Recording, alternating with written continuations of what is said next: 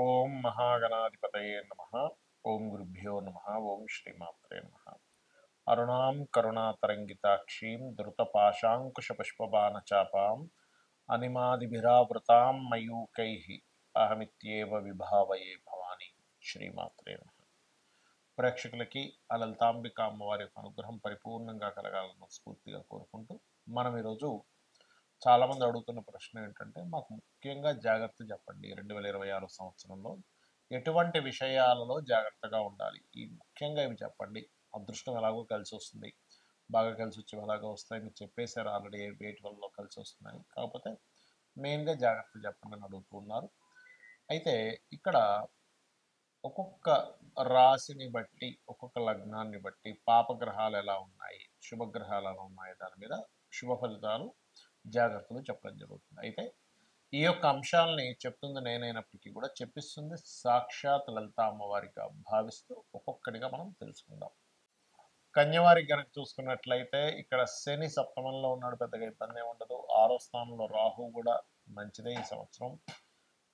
కాకపోతే ఏంటంటే శని సప్తమంలో ఉన్నాడు, మార్పులను ఇస్తాడు, ప్లేస్ చేంజెస్ ఇస్తాడు, దాన్ని మనం యాక్సెప్ట్ చేయాలి, తప్పదు. ఇక రెండో విషయం ఏమిటి అని చెప్పి చూసుకున్నట్లయితే పర్టికులర్గా ఈ యొక్క సమయంలో గుర్తుపెట్టుకోండి, ఈ సమయంలో 12వ స్థానంలో కేతు ఉన్నాడు అనే విషయం గుర్తుపెట్టుకోండి.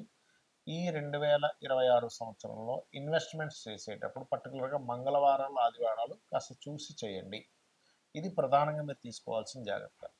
ఇక రెండవది ఏమిటంటే దశమ గురువు మంచివాడు, దాని తర్వాత గురువు లాభంలోకి వస్తాడు, అది కూడా మంచిదే, గురువు మంచి ఫలితాలు ఇస్తున్నాడు. రాహు కూడా పరాక్రమాన్ని, శత్రుపై జయాన్ని ఇస్తున్నాడు. So don't worry. ఒకటి, మార్పును యాక్సెప్ట్ చేయాలి. రెండు, ఇన్వెస్ట్మెంట్ చేసేటప్పుడు ఈ జాగ్రత్త చూడాలి. అలాగే ఇక్కడ మనకి దీనివల్ల డేంజర్ ఉంది అనుకున్నప్పుడు శనివారాలు ఇటువంటి సాహసోపేతమైనటువంటివి చెయ్యకండి. సాహసం మంచిదే, కానీ కొన్నిసార్లు మనం చూసుకొని చేయాలి. ఎందుకంటే మనకి మహాభారతం, రామాయణంలో కనుక చూసుకుంటే కనుక రావణాసుడితో మేఘనాథుడితో యుద్ధాలు జరిగేటప్పుడు ఒకానొక సమయంలో జాంబవంతుడు, ఆంజనేయ స్వామి ఇలాంటి వాళ్ళు కూడా అక్కడి నుంచి ఫస్ట్ ఎస్కేప్ అయిపోతారు. అంటే ఈరోజు మనది కాదు, రేపు చూసుకుందాం.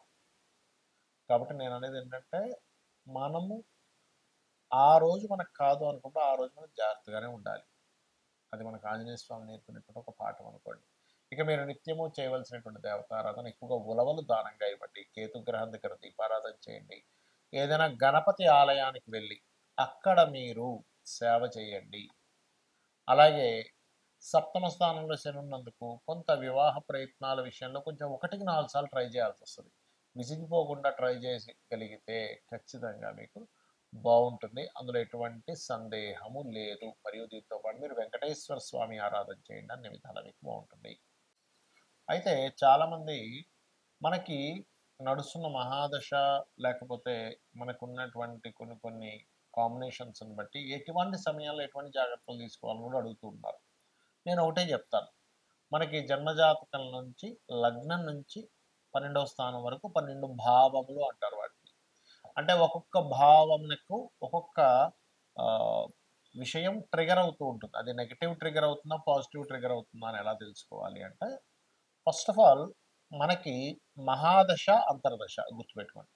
ఈ మహాదశ అంతర్దశ ఏదైతే ఉందో ఇది శుభగ్రహాలైతే కొంచెం శుభంగా ఉంటూ ఉంటుంది, పాపగ్రహాలైతే కొంచెం తీవ్రంగా ఉంటుంది. పాపగ్రహాలు అంటే ఏమిటి? రాహు, కుజుడు, శని, కేతువు, నీచబడినటువంటి రవి, నీచబడినటువంటి ఏ గ్రహమైనా. శుభగ్రహాలు, సహజ శుభగ్రహాలు ఏంటి? ఇప్పుడు లగ్నానికి పాపులు శుభులు ఉంటారు, సహజ పాప శుభగ్రహ ఫలితాలు ఇచ్చేవి ఉంటాయి. సహజంగా ఉండేటువంటి శుభగ్రహాలు అంటే శుక్రుడు, గురువు, బుధుడు, చంద్రుడు, వీళ్ళందరూ సహజంగా శుభగ్రహాలు. అయితే ఇక్కడ ఏంటంటే మీరు న్యాచురల్గా అంటే ఆధిపత్య పాపి, సహజ పాపులు ఇద్దరు ఉంటారు. ఆధిపత్య పాపి అక్కడ శుభగ్రహమైన పాప ఫలితం ఇస్తుంది. ఇక్కడ ఏంటంటే మీరు జన్మజాతకంలో మీ మహాదశ అంతర్దశల్లో అసలు మీకు కలిగేటువంటి ఫలితం ఏంటో తెలుసుకోండి.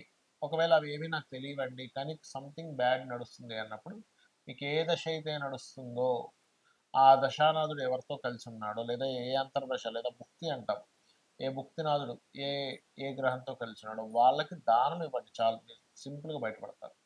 అలాగే మనకి నడుస్తున్న మహాదశను బట్టి ఇంట్లో ఉండే వాస్తు పరిస్థితులు కూడా ఒకసారి ప్రభావం చూపిస్తుంటుంది. ఎలా అంటే ఇప్పుడు ఉదాహరణకి గురు మహాదశ కానీ కేతు మహాదశ కానీ నడుస్తుంది అనుకోండి. ఈశాన్యంలో, ఇంట్లో ఈశాన్యంలో ఉండేటువంటి పెట్టే వస్తువుల వల్ల కూడా దాని ఫలితం పెరుగుతూ ఉంటుంది. అది శుభమైనా బ్యాడ్ అయినా కానీ. అలాగే మీకు రవి మహాదశ నడుస్తుంది, తూర్పు భాగంలో ఉండేటువంటి వస్తువులు. శుక్ర మహాదశ నడుస్తుంది, ఆగ్నేయంలో ఉండేటువంటివి. కుజ మహాదశ నడుస్తుంది, దక్షిణంలో ఏమైనా దోషం చేశామా. రాహు మహాదశ నడుస్తుంది, నైరుతిలో ఏదైనా దోషం ఉందా ఇంట్లో. లేదా శని మహాదశ నడుస్తుంది, పడమర. చంద్ర మహాదశ నడుస్తుంది, వాయువ్యం అంటే నార్త్ వెస్ట్లో ఏదైనా మనం పెట్టకూడదు ఏమైనా వస్తువులు పెట్టి అక్కడ ఆపరేట్ చేస్తున్నామా. అదేవిధంగా బుధ మహాదశ నడుస్తుంది అనుకో ఉత్తరం. ఇవి ఒక ఎత్తు అయితే, మీకు మీ జన్మజాతకంలో పాపగ్రహాలు లగ్నం చేయభావం మీదకి గోచారంలో వచ్చాయో ఆ సమయంలో కూడా జాగ్రత్తగా ఉండాలి. అంటే లగ్నంలోకి ఎక్కువగా వచ్చాయి, అప్పుడు జీవుడు స్ట్రెస్కి ఎక్కువ గురవుతుంటాడు. అప్పుడు ఏ గ్రహాలైతే ఏ భావంలోకి వచ్చాయి దాన్ని దానం ఇవ్వాలి. ధనస్థానంలోకి వచ్చాయి, ధన విషయంలో జాగ్రత్తగా ఉండండి. 3వ స్థానంలోకి వచ్చాయి, కమ్యూనికేషన్స్ విషయంలో జాగ్రత్తగా ఉండండి. 4లోకి వచ్చాయి, ఏదైనా ప్రాపర్టీ తీసుకునేటప్పుడు విద్యా విషయాల్లో లేదా తల్లిగారి ఆరోగ్య విషయంలో. 5మంలోకి వచ్చాయి, సంతానం విషయంలో. 6వ స్థానంలోకి వచ్చాయి, రుణరోగ శత్రువులు, అనవసరమైన శత్రుత్వాలు పెరుగుతూ ఉంటాయి. 7వ స్థానంలోకి వచ్చాయి, అప్పుడు వివాహం విషయంలో చాలా జాగ్రత్తగా తీసుకోవాలి. 8మంలోకి వచ్చాయి పాపగ్రహాలు, యాక్సిడెంట్స్ అవ్వడం, తాతగారి ఆస్తికి సంబంధించిన విషయంలో కొన్ని తప్పుడు నిర్ణయాలు తీసుకోవడం జరుగుతూ ఉంటుంది. 9లోకి వచ్చాయి ఉదాహరణకి పాపగ్రహాలు, అప్పుడు ఏంటి, తండ్రి గారి ఆరోగ్యం విషయంలో లాంగ్ జర్నీ చేసేటప్పుడు, బ్యాంక్ ట్రాన్సాక్షన్ చేసేటప్పుడు.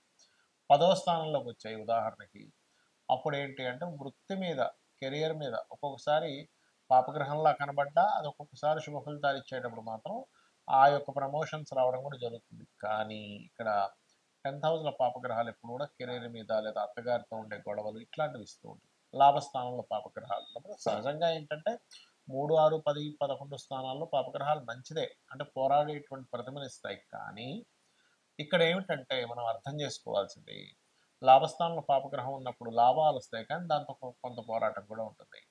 వ్యయ స్థానంలో ఉన్నప్పుడు ఇన్వెస్ట్మెంట్స్ విషయంలో చూసుకోవాలి. అయితే ఏది ఎలా ఉన్నా కూడా ఒకటి గుర్తుపెట్టుకోండి, గ్రహస్థితులు ఎలా ఉన్నా, వాస్తు ఎలా ఉన్నా, మనం కొన్నిసార్లు దాన్ని సెట్ చేసుకునే స్థితిలో ఉన్నాం. వాస్తు మనం మార్చుకోవచ్చు చక్కగా, దాన్ని ప్లాన్ చేసుకుని కలర్స్తోనో మెటల్స్తోనో. కానీ ఒక్కొక్కసారి ఏమవుతుందంటే మార్చుకోలేని స్థితిలో ఉన్నప్పుడు, గ్రహస్థితి ఎలా ఉందో అర్థం కాని స్థితిలో ఉన్నప్పుడు మీరు సింపుల్గా ఏం లేదు, ఉదయం సాయంత్రం లలిత చేసుకోండి.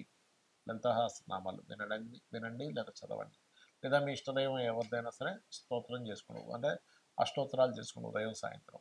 లేదు, చక్కగా మీరు మీకు దగ్గరలో ఉండే ఆలయానికి రోజు వెళ్ళొస్తుందండి, లేదా గోశాలకు వెళ్ళొస్తుందండి.